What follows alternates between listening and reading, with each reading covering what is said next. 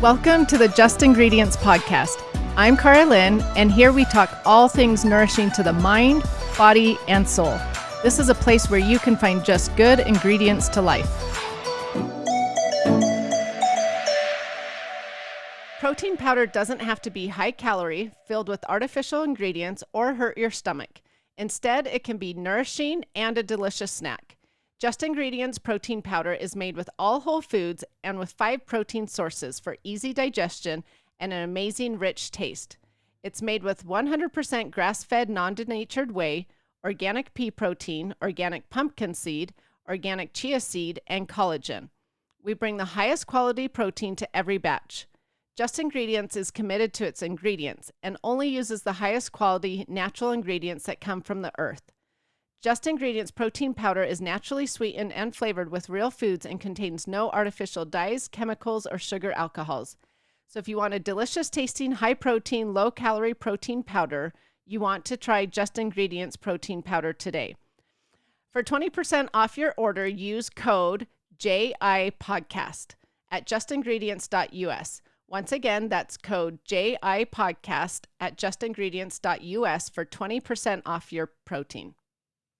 Dr. Anna Cabeca is the best-selling author of the Hormone Fix and Keto-Green 16. Dr. Anna is triple board certified and a fellow of gynecology, integrative medicine, and anti-aging and regenerative medicine. She holds special certifications in functional medicine, sexual health, and bioidentical hormone replacement therapy.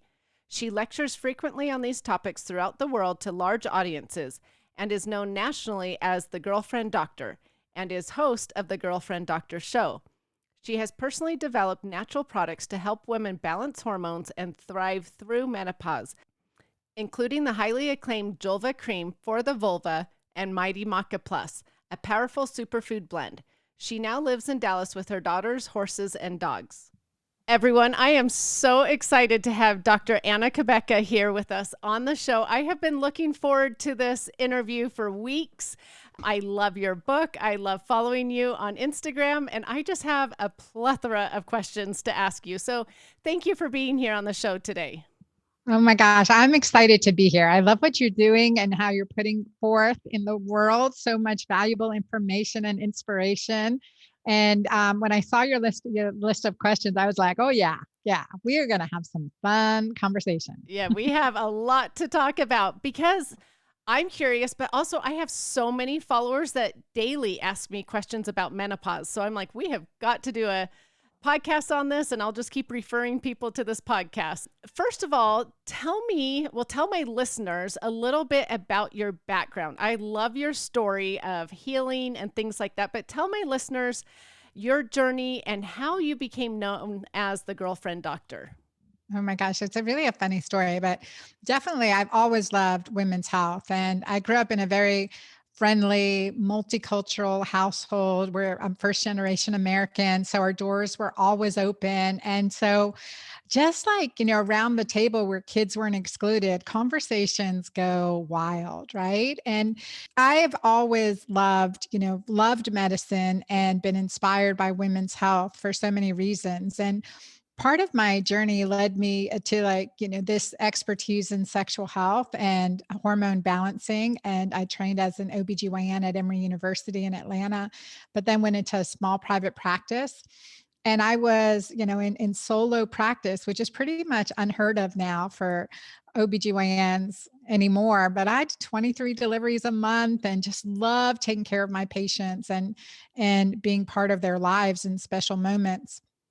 And I was consulting with a woman named Sherry Salata. She had called me to do a consultation health review with her, and she just loved it. She said, Dr. Anna, no one's ever given me, so much information in a single office visit. And we did it virtually, a single office visit. And she goes, gosh, it's just like talking to my girlfriend. And so from there on, I was the Girlfriend Doctor. Oh, and she and Nancy Hala had a podcast called, they changed the name of the podcast, but it was one of the best podcasts. But Sherry Salata and Nancy Hala, and Sherry Salata was one of Oprah's. It was her final executive producer. So, like Sherry said, you're the Girlfriend Doctor, and that just stuck. She started saying it on her podcast. people started referencing me that way. And so that's the funny story about the journey. And it's so true. Like I really feel and it's always been part of my practice and personality to create an open, safe space where you can ask me anything and we can talk about anything safely so that we can heal from the things that, we're not voicing. I love it. Well, you have gone on your own health journey, right? You were told that you had premenopause, infertility, things like that, correct? Yes, at 39, I was diagnosed with early menopause and infertility.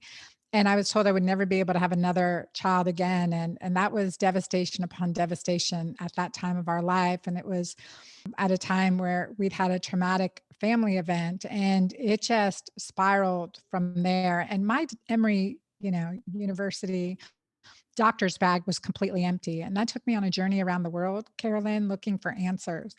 And that's where I studied from Chinese medicine to Andean philosophy to different learning about different plants and practices from around the world. And serendipitously, I really believe God's hand was in it every step of the way. And I just met some of the most amazing healers in the world, from traditional healers with practices of medicine passed down by word of mouth to some of the world's leading scientists in Germany, France, Israel, New Zealand. It was really amazing the opportunities that I had to learn and collaborate around the world. And that changed my practice, also changed my life because spontaneously reversed early menopause and became pregnant again at age 41, delivering a beautiful, healthy baby girl. Oh, that's amazing. So you were an OBGYN and you were told you were in premenopause and had infertility, but you didn't know how to solve it until I you was went in, and yeah, traveled. early menopause, irreversible infertility, failed the highest doses of injectable fertility meds with no ovarian response, and told the only option I had possibly was egg donation. Egg Wow. donation. There was no way I'd get pregnant on my own. I'm surprised as a OBGYN, one, that you just accepted that, and two, didn't have any other answers. Yeah, yeah, heartbroken, right? Heartbroken, devastation upon devastation. And then just like, at some point, just thinking this can't be it. It's not possible. There was that seed in me. And this is where I tell women, if you see yourself pregnant, if you hope, if you have that wish for yourself, don't give up. Don't give up. The answer is right around the corner. It's there for you. And that was it for me. So part of like the journey around the world was that sense of like, what else, right? Like, is there anything else out there? And I'll tell you this, and I won't share the story very much, but we ended up in Indonesia, and this was, over a year later.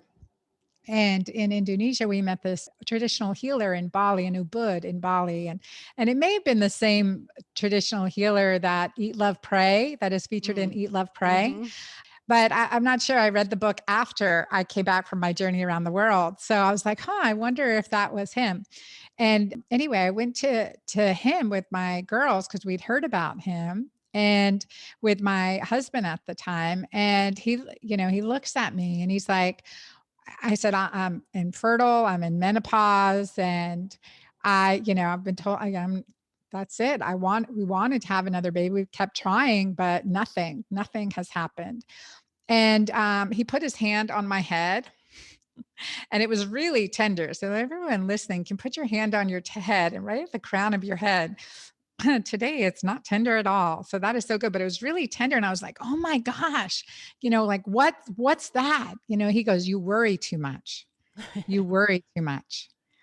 And that's a function, right? And I've kind of, as a scientist, I was a scientist before medical school. I started piecing pieces together, after the fact. And stress, trauma increases cortisol, depletes progesterone, certainly to a degree that it could put us in menopause, could make us infertile. It could make that irreversible too if we allow it.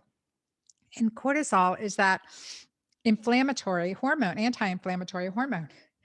And so, but it depletes progesterone levels.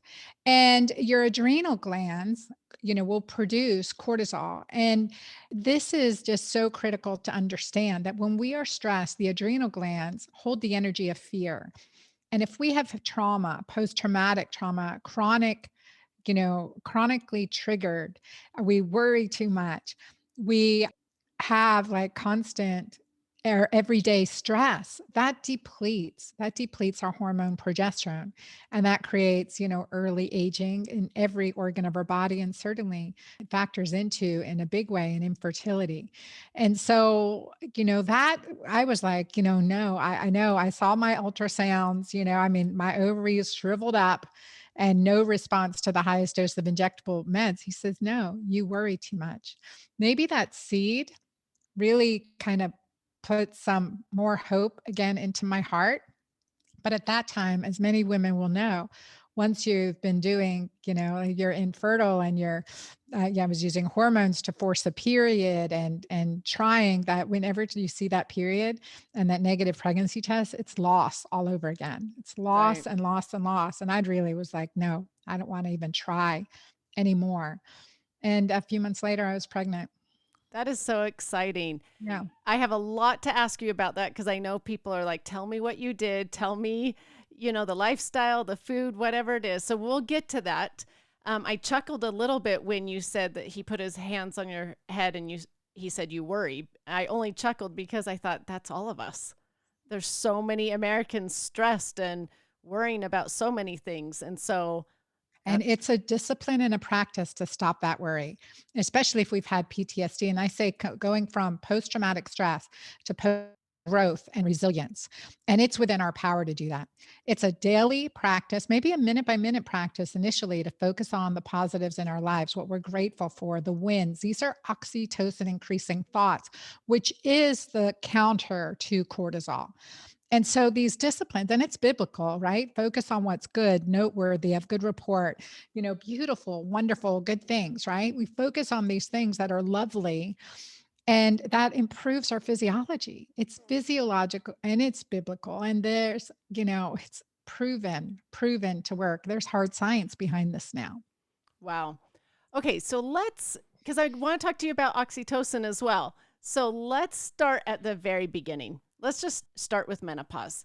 So let's start with the basics. What actually is menopause? What is happening in the body during menopause and what hormones are involved? Yeah. So menopause is that time 12 months after your last menstrual period. And it's really terrible terminology. And it most likely was developed at a round table of men, this terminology. I have no idea, but it is terrible terminology. So then it means, so for example, in my instance, that I had almost 12 months or even 12 months without a period. And then all my daughters came back in the house during the pandemic and they're menstruating, their menses synced, and lo and behold, I had another menses, right? So like then I'm starting the clock all over again for menopause. So like the perimenopause, you really need this time around menopause, right? And we kind of call that perimenopause. So perimenopause can be 1 to 2 years, can be over a decade, right? And so that's the crazy thing. And then postmenopause is the 12 months and 1 day after your last period. Then you're considered postmenopause. So you see the terminology is terrible. And really what we really need to understand that's happening, it's just a transition state.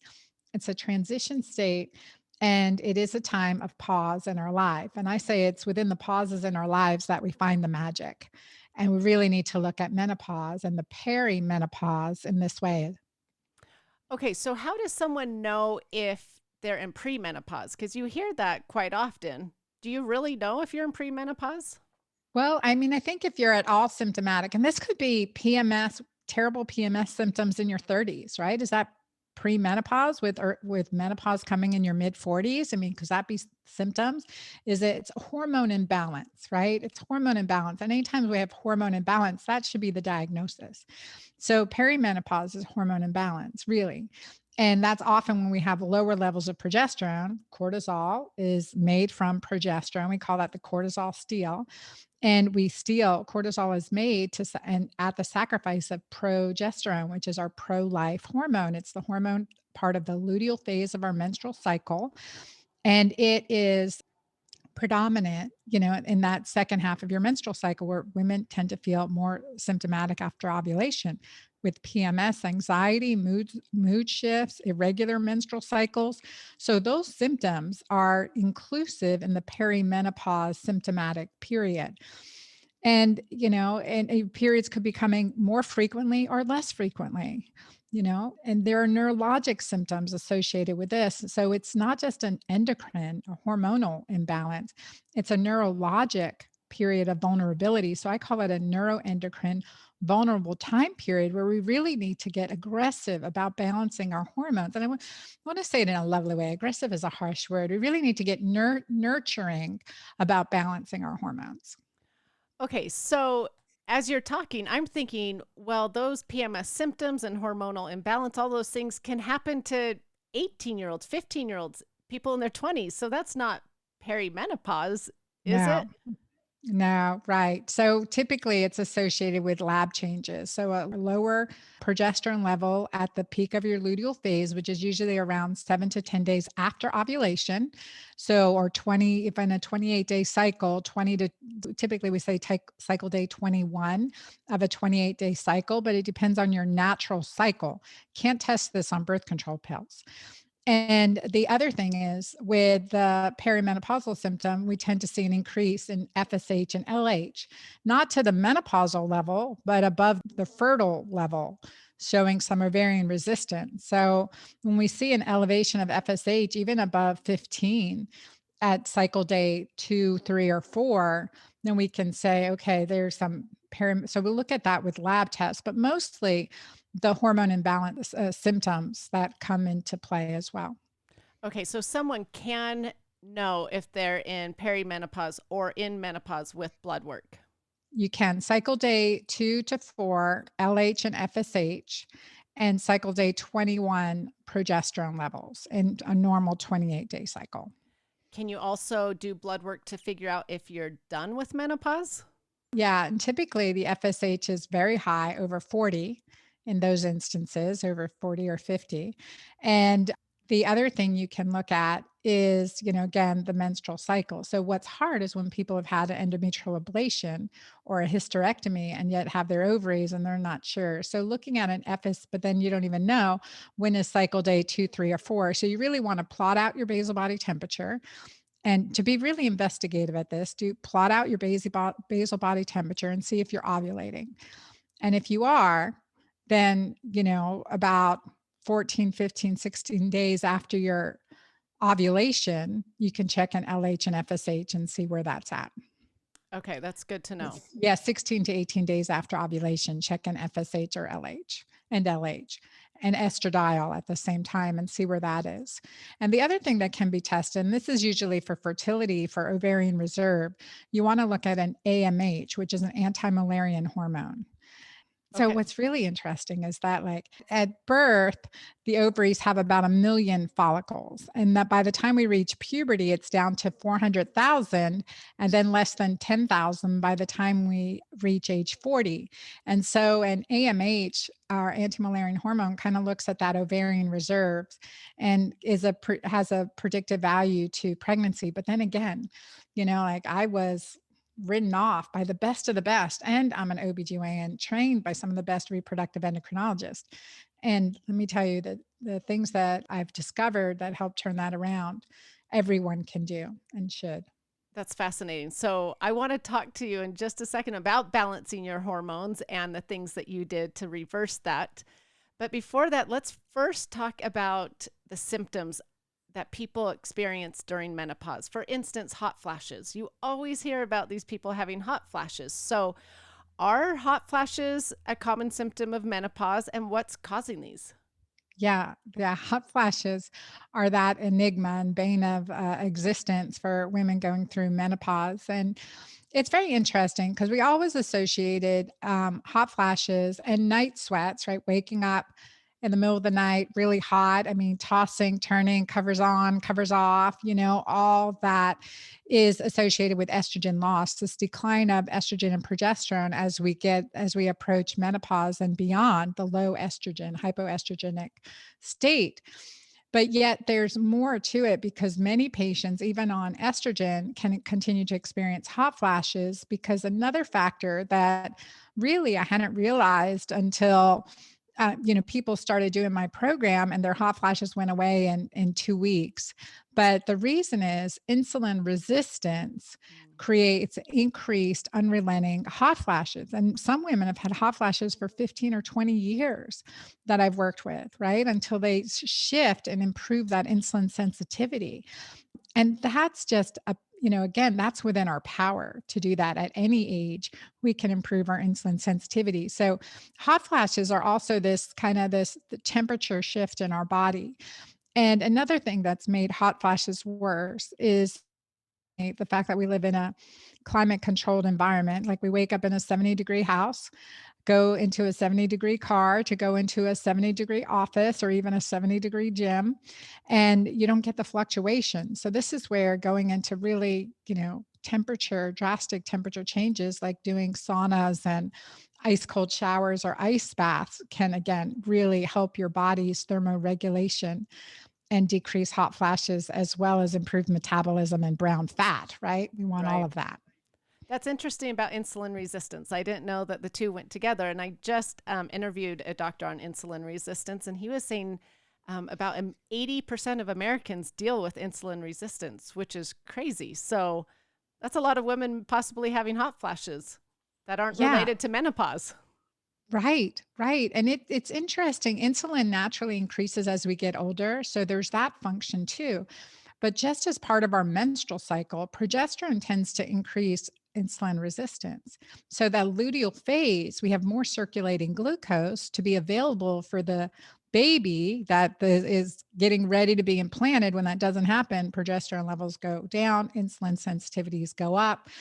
And that shift naturally happens. So people think, oh my gosh, I have terrible cravings during my second half of the cycle.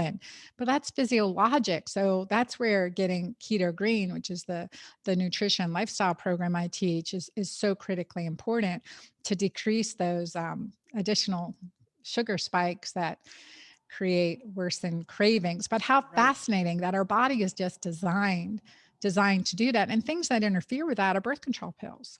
They really screw with that, and it worsen over time. You wonder if the pandemic of insulin resistance in women isn't a fallout from synthetic progestins, which we know increase insulin resistance over time, is another piece of the puzzle.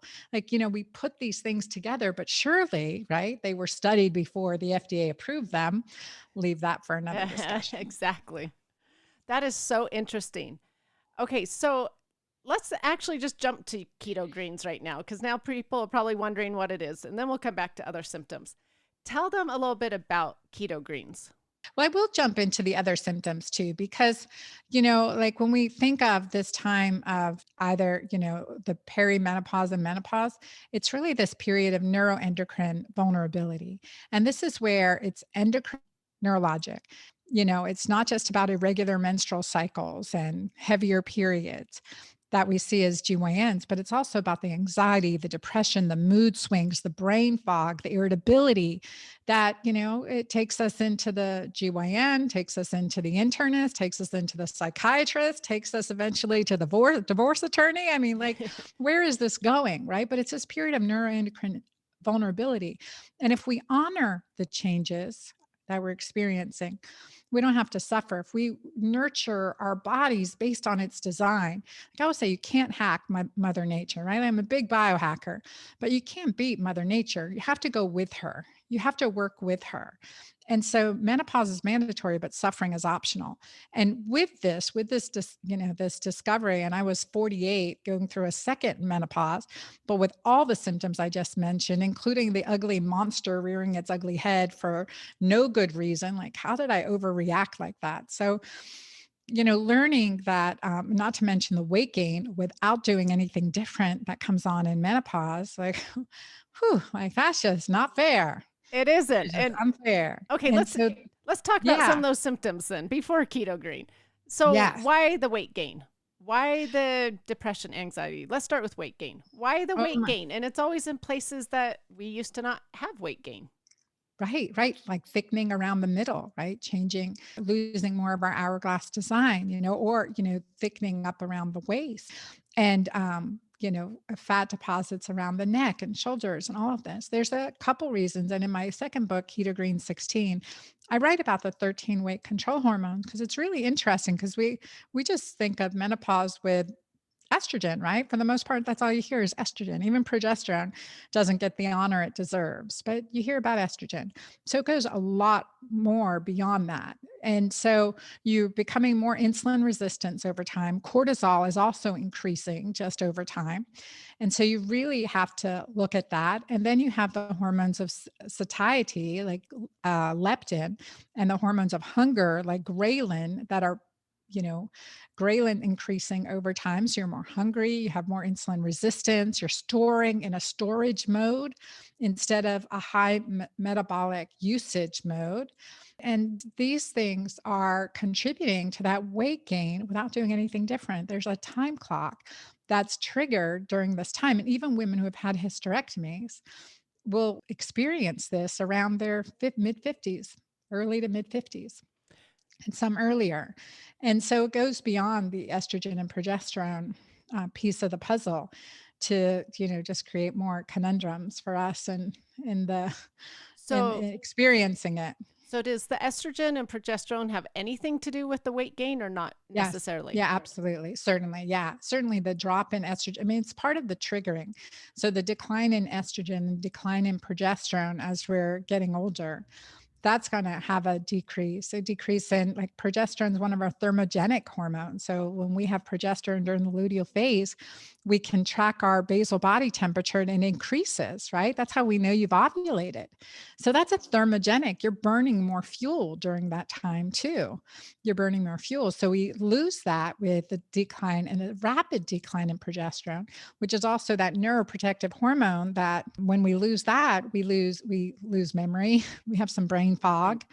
And that's a problem there too. So there's like many facets to these hormones that are happening, and the muscle wasting, that occurs beyond estrogen, progesterone, but also the decline in our anabolic hormones like testosterone and prohormone DHEA, that also declining from our mid 20s. DHEA starts declining in both men and women. So those are anabolic hormones that build muscle and strength. So as we lose that, we're also more likely to store fat. So that's part of it. But then there's that time. I mean, seriously, like overnight, you're gaining this weight without doing anything different. And you have to look at all the factors. And so this is why in my first book, The Hormone Fix, I say it takes more than hormones to fix your hormones.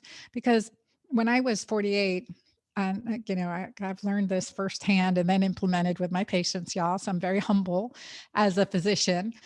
But when I was 48, I experienced the second menopause and that 20-pound weight gain without doing anything different. And so I immediately was like, okay, I'm restricting all carbs because I'd been well over 240 pounds at one time, lost 80 pounds and was able to keep it off until this time period. And so I gained this weight without doing anything different. And it was quite interesting. And I was like, seriously, when my patients would tell me they gained weight without doing anything different, I'd be like, sure, you're not, right? Sure. Right. Totally true, y'all. I am humble. I'm very humbled by this. And so I went on a carbohydrate restricted diet, a very ketogenic diet. And I use keto and carb restriction in my patients with candida, yeast infections, with seizures or neurologic disorders. I have a child with a seizure disorder. So I was very familiar with the keto research at that time in 2015. And so I went strict keto, cutting out all carbs. And then I got, keto cranky, or more appropriately said, keto crazy. I felt like I was hitting a wall. And I recalled that patients who I put on a very low or very carb restricted program in perimenopause would say the same thing. The younger patients, no problem. The male patients, no problem. They have 10 times as much testosterone than women do, 10 times as much anabolic steroid hormone circulating through their veins than women do. Guys do keto differently than women. So I started checking my urine pH, and I always check. I created urine pH strips, keto, to test ketones and pH at the same time. So make life simple, right? And I was as acidic as the pH paper would read. And it was such an aha moment for me because it just told me, no wonder you're feeling inflamed. No wonder you're feeling irritable on edge. It was that aha moment. And so I just started becoming more alkaline and using more alkalinizers in my food, hence the to my keto green program, dark green leafies, beet greens, beet greens. I was throwing them away for years, right? And, eating the beets, throwing away the greens. Man, now I throw away the beets and I eat the greens, or I'll use the beets to use a sliver in a smoothie to make it look like a deep, rich strawberry Mhm. smoothie. And so a little bit goes a long way, and beets are good for you, but the greens are golden for you. Huge alkalinizers, rich in micronutrients, such a hardy plant, good in methylation. I mean, everything you want in those beet greens. And so, adding that into my diet and, more herbs, increasing the MightyMaca Plus supplement to 2, 3, 4 scoops a day. And I was becoming more alkaline, felt more at home. The weight started to slip off. And as I was continuing to test urine pH and ketones throughout the day, because the more ketones you get, more acidic you get. So it's really quite empowering to get up that alkalinity at the same time you're in ketosis. And it feels amazing. And one thing I noted, this is like discovery and then looking to understand why. That's just I just how I work. And so I would notice that I would be more alkaline the days I did my gratitude journaling, or prayer meditation, or walked on the beach. I was more alkaline all day. I had more willpower all day. I was happier and at peace in my body all day when I did those things. And the reason is, Carolyn, this is where I started associating pH with hormones. Cortisol is an acidifying hormone, and our urine is a vital sign. We're talking about urine pH in this, not talking about blood pH. It takes a lot to move the blood pH, but urine pH is such a vital sign. And cortisol increases hydrogen ion secretion across the renal tubules, creating more acidic urine pH. So if you're stressed, it doesn't matter how great a diet you have. Your cortisol is going to rob Peter to pay Paul to keep your body hormonally in homeostasis. And so keep your body balanced, in other words. And so, but you can see it in your urine. And so cortisol is the most acidifying hormone. And oxytocin, the hormone of love bonding, gratitude, connection, and affection, is the most alkalinizing hormone. So technically, you can go off your keto green plan, have maybe more than a couple glasses of wine and some great tiramisu, and be alkaline the next morning because you had fun with your friends and family and you were laughing and enjoying yourself, maybe had a night of great sex. I mean, that's oxytocin, and your urine pH will show deep green, greater than 7, even 8, and just very alkaline. And that is, we know from scientific papers over and over again, the regularly you have a more slightly alkaline urine pH over 7, your urine pH test over 7, you have less risk of metabolic diseases, heart diseases, etc. I mean, that's powerful. So that's why it's a keto green way and not simply a keto green diet. Wow, that is fascinating. I'm Isn't sitting it here thinking fascinating? I need to go pee on a test strip and see where I'm at Yes. because I think my cortisol is probably out the roof with stress. So I'm probably very acidic. Okay, You'll so be surprised. I mean, it is so eye-opening. And, I just like people will say, I hate, they start my programs and my Magic Menopause program that we launch once a year. And they're at the first like, I really have to pee on the test strip a couple times, a few times a day. I'm like, yeah, yeah, I know you're going to hate it right now, but in 2 weeks, you'll be like, oh, you'll be snapshotting your test strip, and sending it to us and posting it on Facebook, being really proud of that green and red that you're getting. I'm telling you, it's yeah, game changing. I think it's fascinating. I want to try it. So let me ask you a couple of questions though. So you said you were really acidic when you were on the keto diet. So being on a keto diet is not what will help you come down, alkalize more. It's the greens that will The do that, greens and the correct? lifestyle. Absolutely. O- Yep. Okay, so lifestyle, just the gratitude, the being with your friends, that oxytocin type happiness, right? Yes. Yeah. All throughout the day, thinking positive thoughts. We have to change our physiology. And it's it used to be enough for me to just do my morning meditation. We're fighting a lot of negativity right now all day. Right. I'm thinking like I have triggers. Oh gosh, that sunshine's just really beautiful. Look at that. Gosh, I love my place here. God, man, Carolyn invited me on her podcast. I am so, so grateful. Oh, you're so Thank you. sweet. I mean, this is like it's a process and we really continue to focus on it. And that's a gift in and of itself. So let's talk about keto really quick because it is so trendy. And actually, the other day, someone told me, oh, yeah, if you're on keto, you can't have any fruits or vegetables. And I was like, that's not quite right. So explain to my listeners what keto really is and then what keto green is. Yeah, and I love to start with this controversial statement. First of all, keto is not just good for menopause, it's mandatory. But we want to do it a keto clean way, which is a keto green way, as opposed to keto dirty.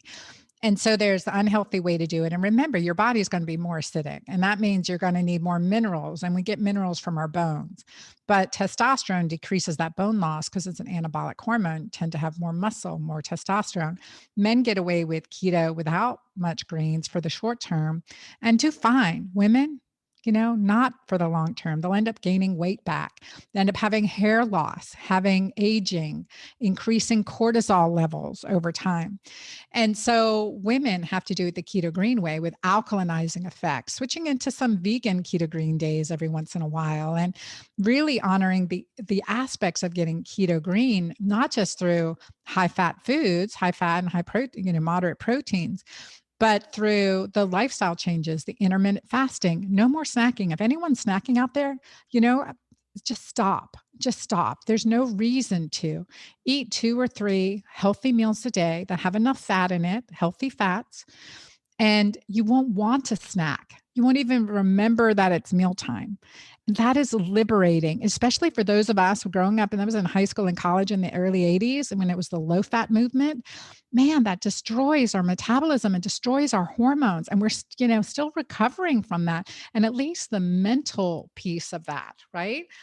And Well, women, we have to do keto differently. We have to add those alkalinizers in, the micronutrients, detoxifiers, hormone supportive, molecules that make a difference. which are the greens, correct? The greens and herbs and spices, and those are I grew up in, again, a multicultural household, so Portuguese and Middle Eastern. So spices were developed over time. Like, who ever thought of even using garlic? I mean, a smelly plant that grows in the ground, and you're going to put that in your food. But it's antiviral, it's alkalinizing, it supports sulfation for detoxification in your body.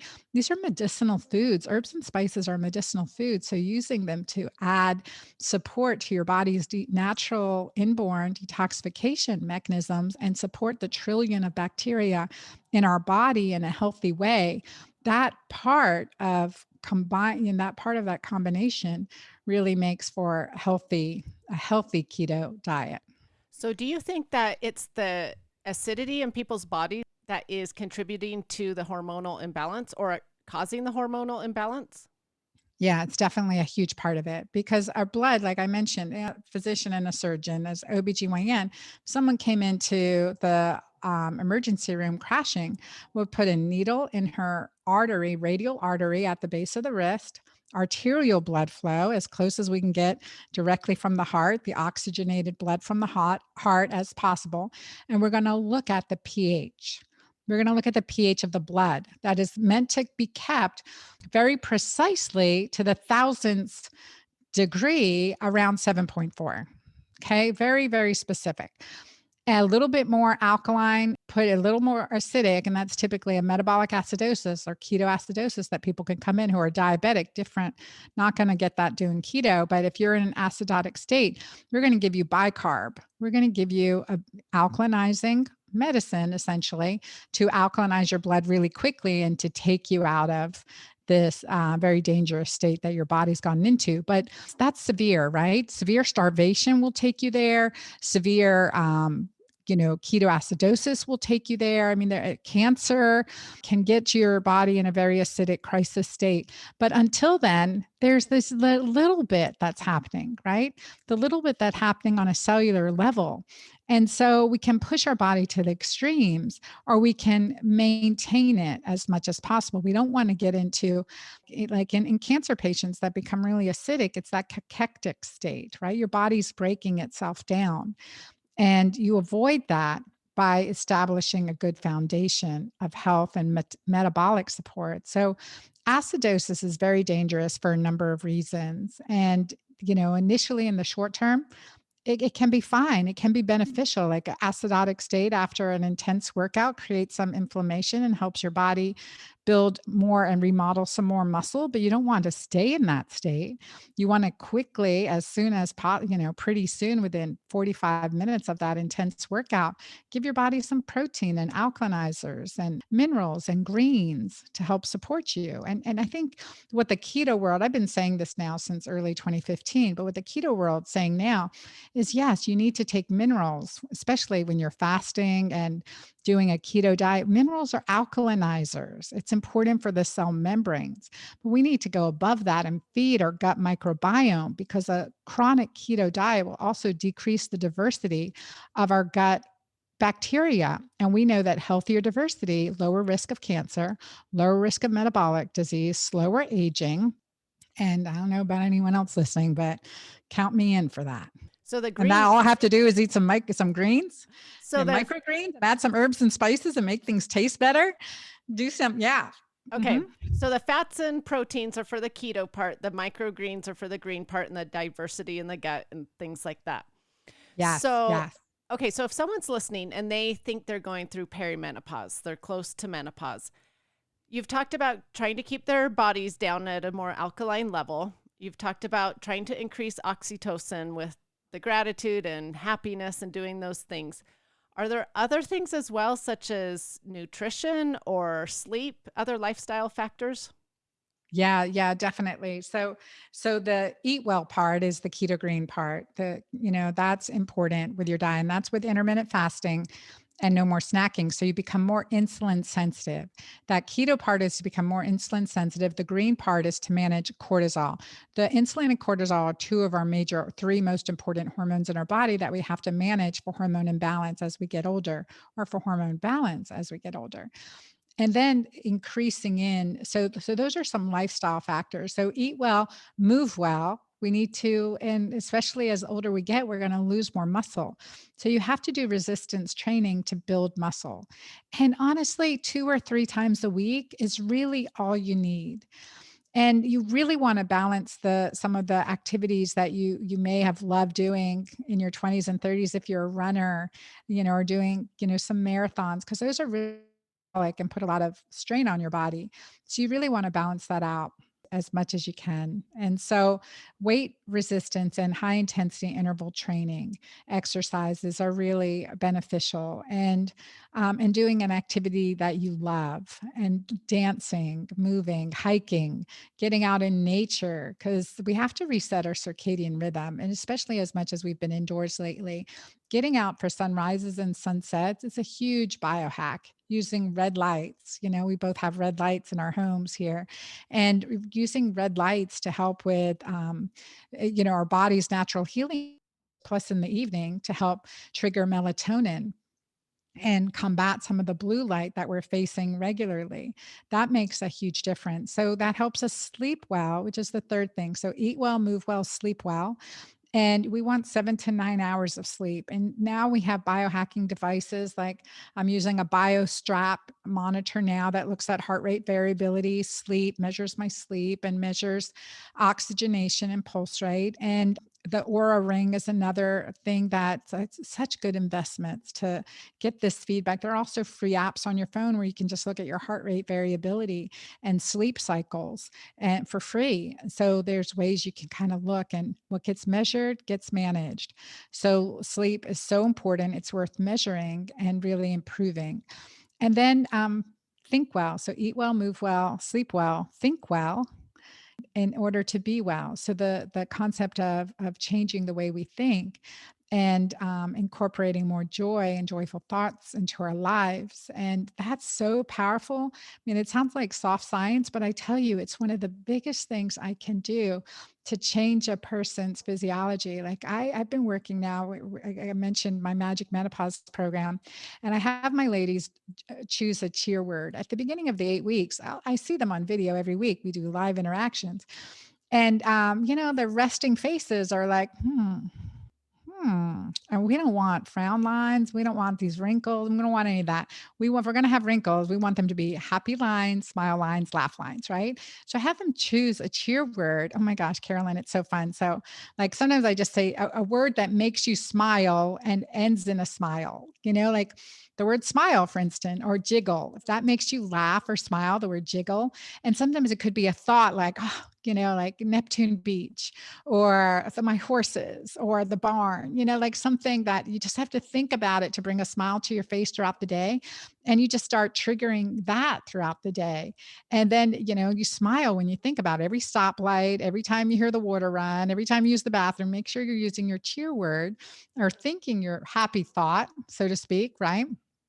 And by the end of the 8 weeks, people are smiling at the conversation. They're sitting there instead of like, they're like, yeah, and it just changes your physiology. You're happier and healthier. It's increasing your oxytocin, correct? Which is alkalizing Absolutely. your body and decreasing the cortisol. Absolutely. It's that little spike, those little spikes. And as contrary, we could worry all day, which I've been there, done that, right? And that ages you much more and it increases cortisol. So we want to tip the scales in our favor by doing more oxytocin seeking behaviors. And that's a new thought for a lot of people. You don't hear a lot of people say, go increase your oxytocin, Oh, you yeah. know? Like, what pleasurable activity are you doing today? How are you spoiling yourself, treating yourself today? What are you doing for fun?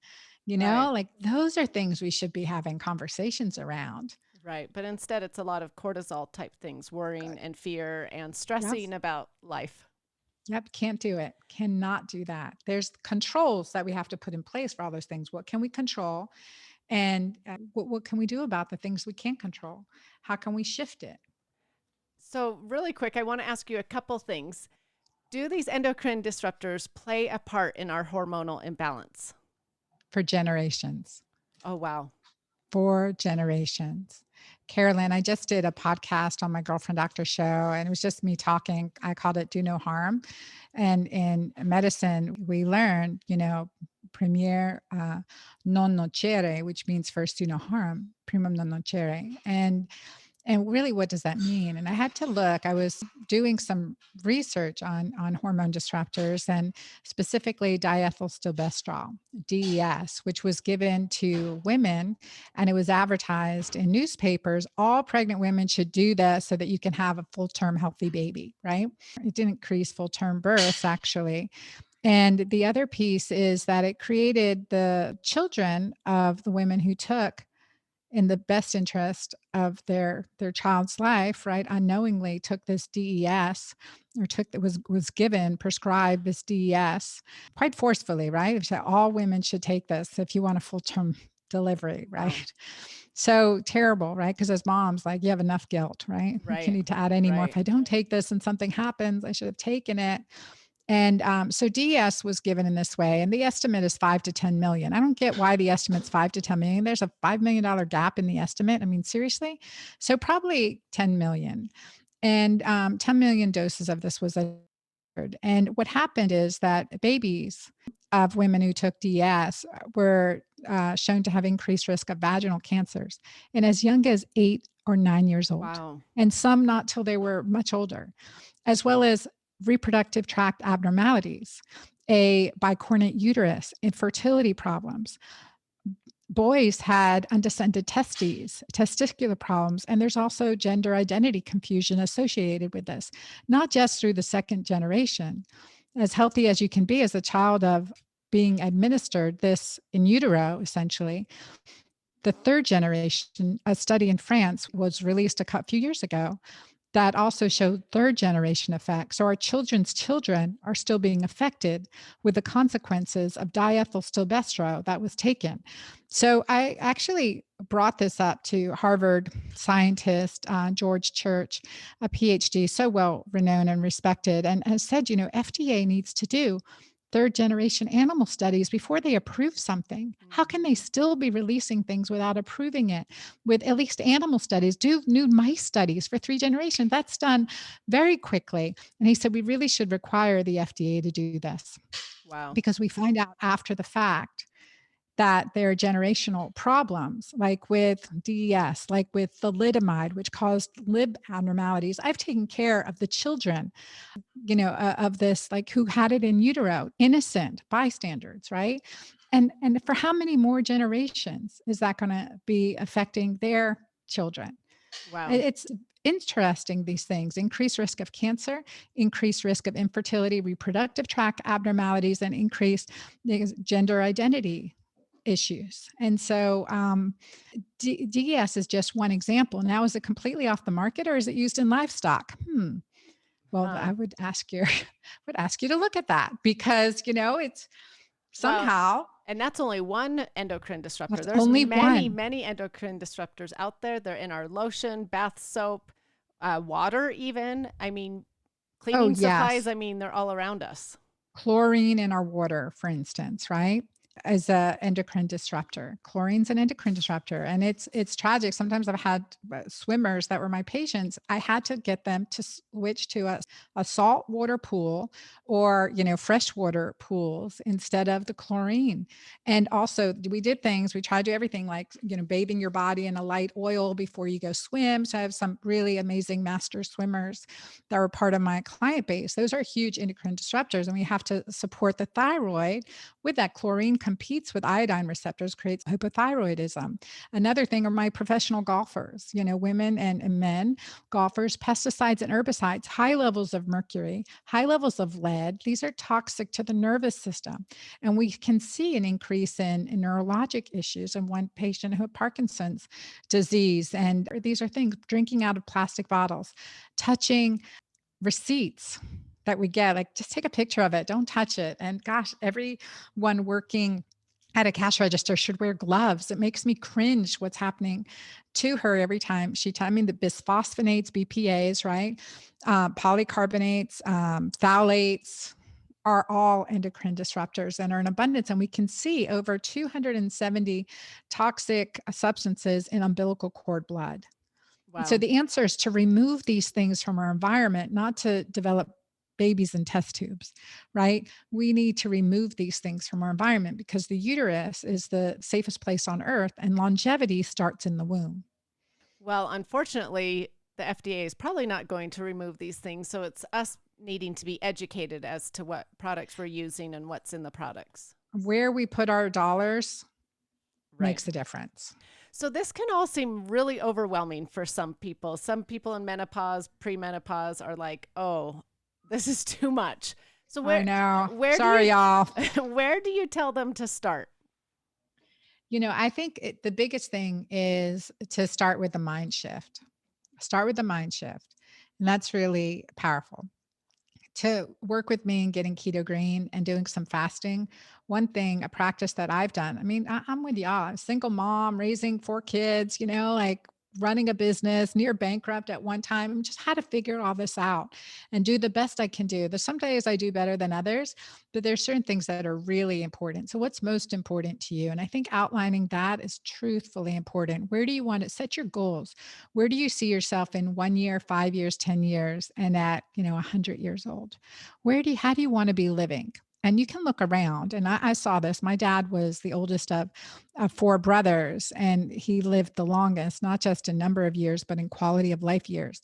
His youngest brother, 10 years younger than him, was basically in a hospice bed for 10 years. And my dad had to bury his brother. I mean, it's just that tragic. But I write about this because I don't want people to give up hope. There's so much we can do, and it doesn't matter how old we are, how young we are, the power that we have to change. And when my dad was 79, and he was really starting to decompensate and was on 7 medications, and he came to visit me at my house in Georgia, and he had taken a wheelchair in the airport, couldn't walk around the Philadelphia airport, and was exhausted and cranky and irritable. And I was like, Dad, what's going on? Because, Anna, I just don't feel well. I said, would you want me to call your doctor? And he said, yes. And I knew his doctor because it's the same doctor that took care of my mom, his heart doctor. And I said, Dad's not feeling well. I mean, he's really struggling now. You think, what can we do? I was being very diplomatic. And his doctor said, Hannah, your dad's 79. He's lived a good life. Oh So boy. basically, figuratively see him just wiping his hands of my dad at that point. I said, well, I'm a GYN, but you mind if I step in and he's staying here and visiting me? He goes, yeah, sure. And so I took him off of 3 medications. I put him on essentially a keto-green plan, took away his whiskey, put him on a keto, but only for 30 days. That's all I could do. My old Navy man dad, World War II veteran, right? In 30 days, he went down from 120 units of insulin a day to 20 units Oh, of wow. insulin a day. That's at 79 years old. And then he lost 30 pounds in 30 days. He went from, having to take a wheelchair to get around to being out on the tennis court with my kids. And not only did he live to see 80, but he lived to 91 good That's years. amazing. That's Hmm. fascinating. Love that Hmm. story. It's a great story. And it's like there you can't give up. And his brain sharp until the day. But when he was 79, it was like he had early dementia. 91, sharp as a tack, still beat our butts in Sudoku competitions. Yeah, we would Xerox a page of Sudoku and try to see who completed it first. He Oh, continued to beat us. that is great. Well, I love that you say at any age you can change and that you've got the power to change and you can take matters into your own hands, basically. I have 2 questions before we end that I know followers will want to know, and I'll get asked a lot if I don't ask you. One, do you have to stay in ketosis all the time? Is this No, a lifestyle that you're living every single day? no. I believe in feasting too, like that metabolic flexibility. So, like that doesn't mean sitting at home with a gallon of ice cream and digging out, that's your feast. It means like really enjoy yourself with good healthy foods, adding in if it's that chocolate mousse or tiramisu, but it's like what it's celebrating, right?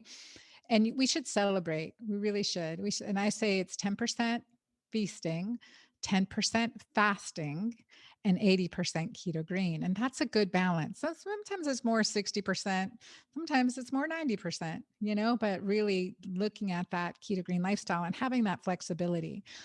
I can't emphasize how important it is to get into that state and test, don't guess. So many people think they're doing keto and they never test and their ketones. And you're missing a big piece of the puzzle if you're not testing your pH at the same time. But test, don't guess. And when you get into this keto green state, and I guarantee it, I want to hear from everyone, definitely message me on Insta or Facebook or email my team at dranncabeca.com. But when you get into that state, it's like energized enlightenment. The fog has lifted, your brain is clear. I mean, like I'm 55 now. So when I was 48, I mean, I couldn't write a newsletter, let alone, I've written 2 best-selling books and that 3rd book's coming out next year. Plus, I'm in the best relationships of my life. And it's not just me, it's tens of thousands of women that follow this plan. And it does make a difference. And I guarantee it. I mean, I just love seeing it. It's a healthy, balanced lifestyle that we really need to move into as our hormones go through transition. So when you say test, don't guess, you're talking about the urine strips. Okay. Yes. So then the second question I know a lot of people will ask is when they are going through menopause or even perimenopause, do you recommend synthetic hormones or any type of hormones? I am a big advocate for bioidentical hormones. I Okay. really am.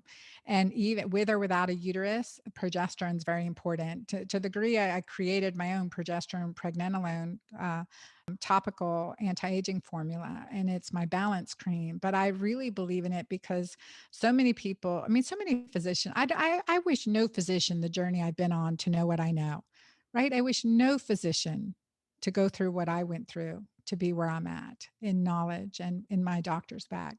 That's why I'm so vocal about teaching. And I've taught physicians all over the world. I'll be going to France with the head of innovation at NASA, invited to speak on exactly this topic, endocrine disruption, in Wow. March, in March of 2022. I mean, I am just a proponent of empowerment through knowledge, inspiration, and education. And so typically start with detox, and I use adrenal adaptogens. So I created formulas to help me. And so that's what I've used in my clinical practice. And that's what I recommend in my books. But the MightyMaca Plus, so 30 superfoods combined to be adrenally supportive and detoxifying. So that's one foundation. We've seen improvement in DHEA and improvement in progesterone with that. And then adding additional progesterone if needed. adding DHEA, and I formulated a combination called Julva, which is anti-aging cream for the vulva, that every one of us, certainly over 50, should be using. Clitoris to anus, the most important real estate of our body. If you guys follow me, you hear me say that. It's so true. And DHEA is an important pro-hormone, right? It converts to testosterone and estrogen, and all of us, our levels decline. Again, we don't want to have levels of a 20-year-old or 30-year-old per se. We want optimal balanced, because transition's important. Just like we don't want to block puberty from happening to kids, we don't want to block menopause and andropause from happening, because it's a rewiring period to lead us into the second spring of our lives. And the transitions, the rewiring, the way we're designed, again, work with Mother Nature, not against her. So there's that piece. And bioidentical estrogen, but bioidentical, not synthetic. There's a huge difference. And again, to emphasize, with or without a uterus with progesterone, because a progesterone is a, neuroendocrine supportive hormone. And when you lose your uterus, you're told by your OB that, well, you don't have a uterus, so we can just use estrogen, because the thought was progesterone's only needed to oppose estrogen to keep you from getting endometrial cancer. Well, progesterone, predominantly produced by the ovaries, is neuroprotective. So when I would use it to help patients post hysterectomy, they would always come back and tell me, even if their hysterectomy was 20 or 30 years earlier, they would come back and say, Dr. Anna, I feel like a fog has lifted. My Oh, memory is interesting. so clear. I'm just more at peace, because it improves the hormone, the neurotransmitter GABA, which is the hormone of relaxation. And I always think of the rock group ABBA, like the musical Mamma Mia, and that's progesterone. That makes you feel that way. So people can And find these products on your site, mhm, and they don't yes. need a prescription or anything. It's good for anyone that's in that perimenopause, menopause state. Yes. And my book, The Hormone Fix, has questionnaires, same questionnaires I used in my clinical practice, to help people figure out, okay, how well am I doing? And so many clients will say too, especially early on in their 30s and 40s, they say, Dr. Ann, I didn't realize how bad I was feeling until I started feeling good Mhm. again. That I do know. I remember that just on my own health journey. Didn't realize Hmm. how good I could feel. Hmm. Okay, Yep. so just really quick, with those products, people that have like dealt with breast cancer, just because I have a lot of family that has dealt with that, can they use these bioidentical hormones, and can they use the products you sell? Yes. Well, again, every case is different and depends on where in your cancer journey you are. But I will tell you, using bioidentical progesterone and doing these things, detoxification, herbal support in my practice, I had, the clients I diagnosed with cancer were ones that were coming in where I diagnosed them with cancer. They'd been on birth control time, not on bioidentical progesterone. On synthetic hormones, maybe, but not on bioidentical progesterone. So I've used it clinically, and again, on a case by case basis. And the reason I created the topicals is that's the safest form of delivery. And especially when it comes to sexual health, and that's been my area of expertise for over 20 years. But treating breast cancer patients that you say they would rather die than continue to live without libido, help me, Dr. Anna, right? And so I had to come up with safe ways to address this issue. So I'm a big proponent of my product Julva, and many oncologists approve it. Look at the ingredients, use it with their patients. I know I have a client who's at MD Anderson, and her oncologist said absolutely. And it just makes a difference so much. So I would definitely look and see, but nothing in a pill, a potion, a product that I can give or write on a prescription pad is better than what we do ourselves to empower our body with the lifestyle changes that we make, the mental shifts that we make on a moment by moment basis. And these are extra add-ins to help support our bodies. And certainly the MightyMaca Plus, the Julva, and I've used it in breast cancer patients in my clinical practice. But again, everyone is on their own health journey and should consult with their own oncologist. Thank you so much for all of the information you have given us today. You have taught my listeners so much stuff. I'm excited for them to go read The Hormone Fix. I've read it. I think it's an amazing book. It answered so many questions for me. And I'm excited for them to go try your products. So tell my listeners where they can find you and where they can find your products. So thank you, definitely. And we'll give you some links to like a free trial of Julva and a free trial of MightyMaca that we have available. So we'll give you some links for that. But also, it's easy to find me, dranna.com, DRANNA.com. And I'm on Instagram at The Girlfriend Doctor and in our Keto-Green community on Facebook. And your podcast as And well. my podcast, The Girlfriend Doctor Show. Which I love. It is a great podcast. Thank you so much for being here. I always end my podcast with asking my guests what they think the best ingredient in life is. Oh my gosh. Without a doubt and without sounding cheesy, it is the best ingredient in life is a healthy relationship. And it starts with a healthy relationship with yourself, like really liking yourself and seeding that love internally. And it's a practice and a discipline. There was a time in my life where I hated myself, right? I blamed myself for everything wrong that happened in my life. And turning that around, it was the hardest thing I've ever done, honestly. Like I would say forgiving myself and to love myself. That's been a big part of my healing journey. And I think for many women, we tend to have this nasty bitch on our shoulder and we need to get her off. We need to really focus on the love that's within us because each of us is divinely gifted. And I want everyone to know that. I love that. No one has used that yet as their best ingredient in life. And I can't agree more because I don't know if you know my health journey, but long story short, I tried to commit suicide. And for years, I hated myself. I was ashamed and full of guilt. And then once I learned to love myself, it's like when life changed and, just blossomed and so many blessings. So yes, I love that. I'm so grateful for you. I'm so grateful for you and your mission in your life and that you're here to join me in it. Well, thank you. And thank you again for being here. I can't wait for everybody to listen to this. Thank you. My pleasure. Anytime, girl. Anytime. Thank you so much for listening. Remember to subscribe to the Just Ingredients podcast to learn more about your health and good ingredients to life. Plus, get daily tips at just.ingredients on Instagram.